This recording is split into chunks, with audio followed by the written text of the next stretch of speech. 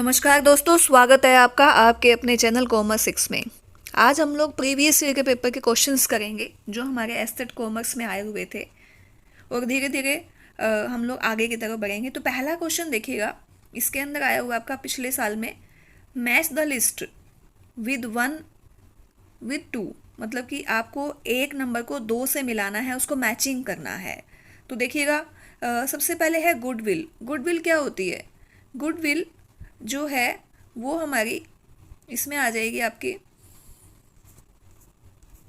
सबसे पहले purchase consideration minus में नेट एसेट। बिल्कुल, जो भी हम परचेज कंसिडरेशन करते हैं और उसमें से अगर हम एसेट को लेस कर देते हैं, जो भी डिफरेंस आता है वो हम किस में डालते हैं? वो हम गुडविल में डाल देते हैं। अगर हमारी परचेज कंसिडरेशन ज़्यादा है और हमारी जो एसेट है वो कम है, इसका मतलब जो एसेट का जो डिफरेंस आ रहा है वो हमारी गुडविल है।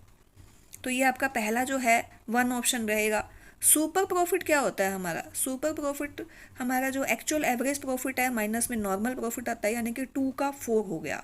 फिर उसके बाद है नॉर्मल प्रॉफिट। नॉर्मल प्रॉफिट होता है हमारा capital employed multiply by normal rate of return, यानी कि हमारा सी का 2 पार्ट हो गया। फिर है इंस्टीट्यूशनल गुडविल। कैट नेचर की जो गुडविल है वो हमारी इंस्टीट्यूशनल गुडविल होती है, जो संस्थागत गुडविल ख्याति भी जिसे कहा जाता है। तो देख लेते हैं एक बार। थर्ड ऑप्शन में ए का 1 पार्ट है, यही हमने बोला था, बी का 4 और सी का 2 और डी का थर्ड, यानी कि जो थर्ड ऑप्शन है वो आपका बिल्कुल ठीक रहने वाला है इसमें। उसके बाद आगे चलते हैं हम लोग।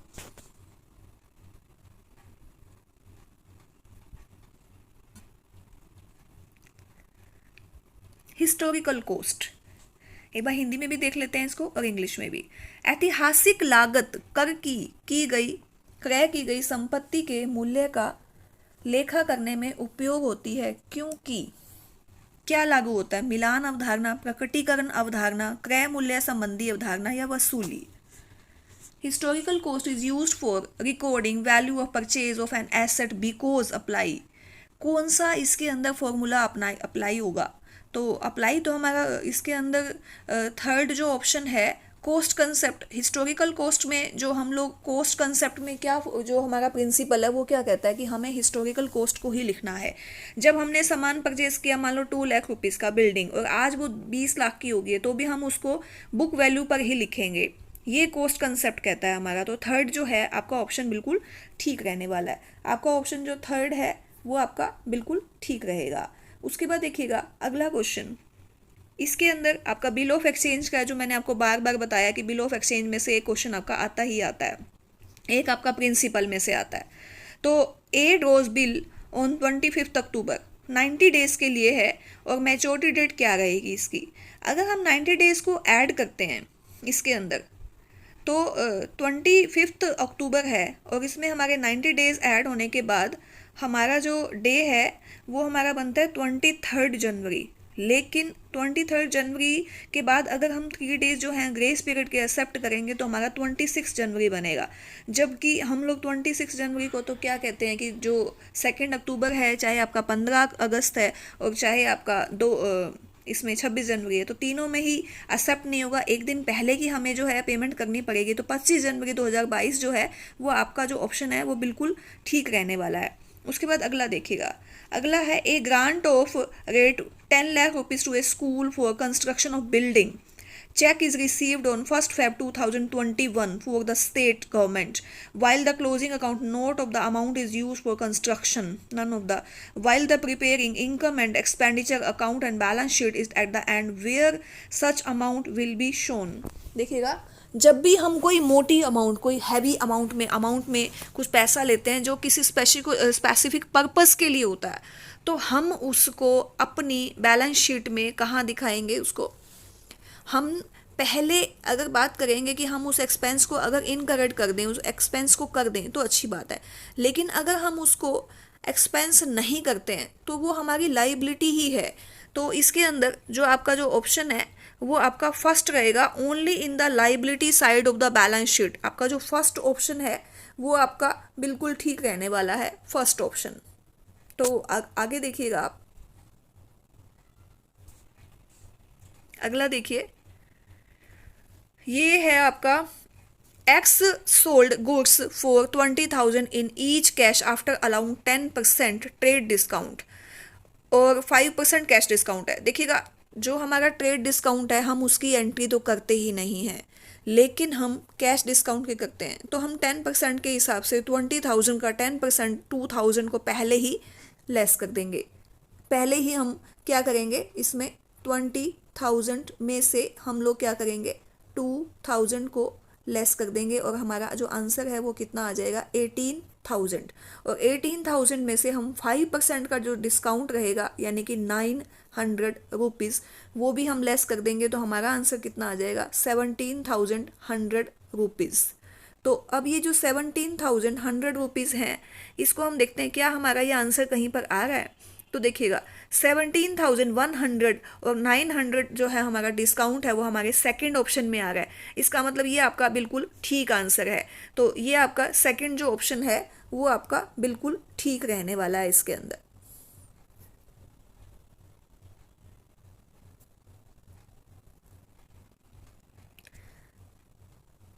उसके बाद अगला ऑप्शन देखिएगा आप, अगला क्वेश्चन देखिए। एक कंपनी ने 200 अंश, एक बार इंग्लिश में देख लेते हैं। ए कंपनी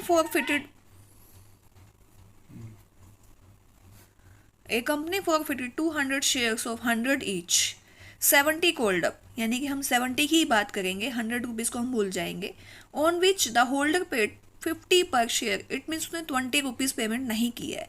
दीज शेयर वर री issued at 80 fully paid up, the share forfeited amount will be debited in the री इशू एंट्री, यानी कि वो कह रहा है जब हम उसको री इशू करेंगे तो एंट्री में हम लोग फॉरफिट को कितने अमाउंट से डेबिट करने वाले हैं। तो देखिएगा, जब हम इसको फॉरफिट करेंगे तो 50 रुपीज़ पेमेंट आई हुई है 200 की, तो हम 50 को मल्टीप्लाई कर देंगे 200 से, हमारा आंसर आ गया 10,000 रुपीज़। ये हमें फॉरफिट में बच गए। 80 रुपीज़ हमने क्या किया है, फुली पेड में री इशू करे हैं, यानी कि 20 रुपीज़ का लॉस हो गया। तो लॉस हो गया हमारा 4,000 का। तो 4,000 को ही हमने डेबिट करना है, तो हम 4,000 को डेबिट कर देंगे। बस इतना ही क्वेश्चन है कि फॉरफिट को हम डेबिट करेंगे कितने अमाउंट से। सिर्फ हमने ये देखना था कि भी इससे कम तो नहीं है। अगर ये कम नहीं है, ज़्यादा ही है, ये 10,000 है, ये 4,000 है, तो हम 4,000 से इसको डेबिट कर देंगे। ये आपका आंसर आ जाएगा। तो आपका जो ऑप्शन है इसके अंदर देखते हैं हम, 4,000 है, बिल्कुल है। सेकंड ऑप्शन आपका बिल्कुल ठीक रहेगा।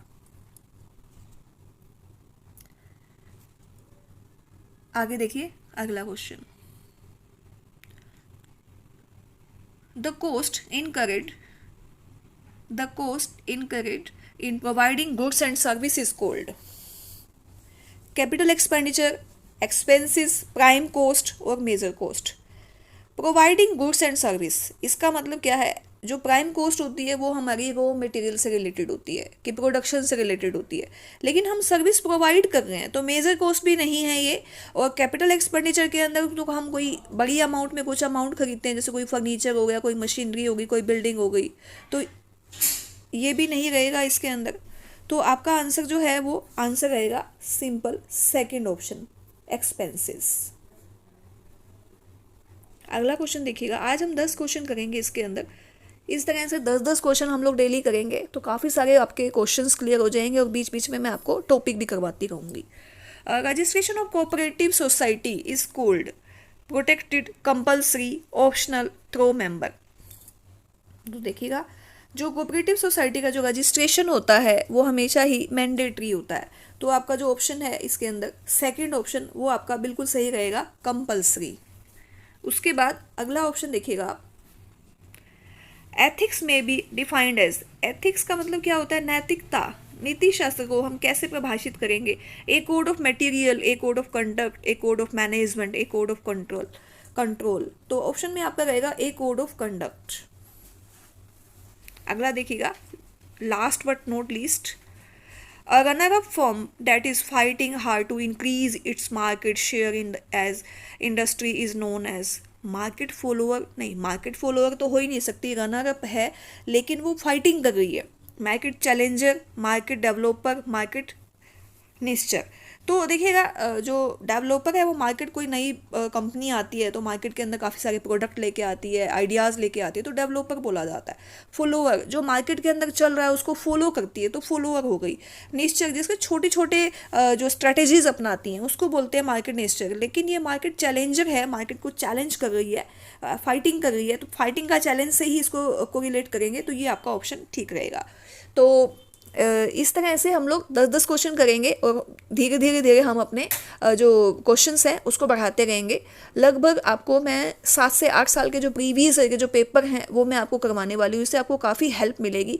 आप लोग इन देखेंगे भी सही कि काफ़ी सारे जो क्वेश्चंस हैं हमारे पिछले पेपर से रिलेटेड ही आते हैं, कुछ तो क्वेश्चन रिपीट भी हो जाते हैं और कुछ क्या है लिंकेज होते हैं, तो उससे आपको काफ़ी हेल्प मिलने वाली है। तो उम्मीद करते हो मेरी ये वीडियो आपको पसंद आई होगी। अगर आपको ये वीडियो पसंद आई है तो वीडियो को लाइक कीजिए, शेयर कीजिए।